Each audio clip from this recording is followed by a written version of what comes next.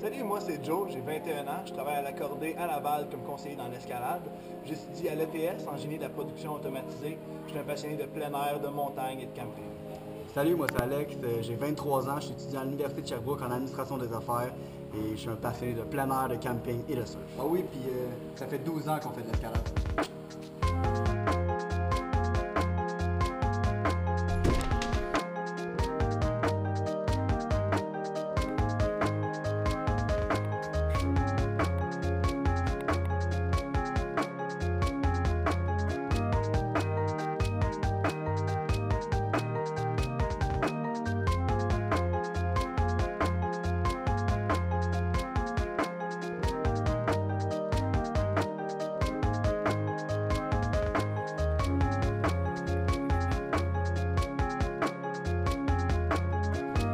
Bon, ben c'est ça qui se passe en camping d'hiver.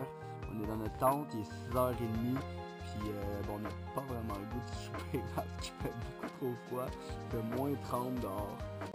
L'escalade est un sport qui offre vraiment beaucoup de possibilités. On peut en faire autant à l'intérieur qu'à l'extérieur. En gym, on peut faire du premier de cordée. Ça consiste à clipper la corde dans des mousquetons au fur et à mesure qu'on progresse. Si on chute, on est assuré par rapport à la dernière dégaine qu'on a clippée. Il y a aussi le bloc.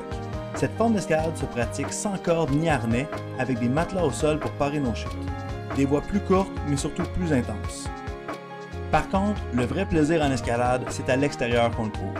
Il y a l'escalade sportive qui consiste à clipper nos dégaines dans des ancrages fixes qui sont déjà posés d'avance. De cette manière, on n'a pas à se soucier de la pose des ancrages, on n'a qu'à clipper nos mousquetons et grimper. Il y a aussi l'escalade traditionnelle.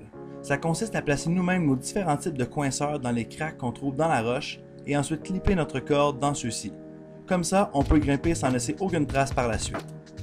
Il y a aussi l'escalade artificielle. Ce type de grimpe consiste à placer des protections dans la roche, clipper des étriers dedans et ensuite les utiliser pour progresser vers le haut. Ça nous permet de passer des longueurs qui, autrement, seraient impossibles pour nous. C'est ainsi que s'ouvre à nous le monde du Big Wall. Au cours des 2 prochains mois, on va aller pratiquer les différentes facettes de ce sport qui nous passionne aux 4 coins de l'Amérique. Évidemment, un tel voyage demande beaucoup de préparation, autant au niveau mécanique sur l'auto que logistique.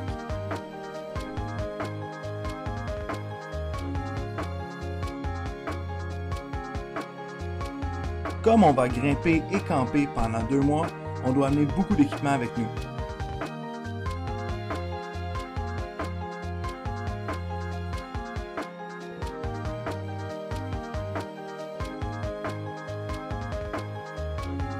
Mais le gros défi, c'est surtout de faire rentrer tout ça dans une Hyundai Accent hatchback.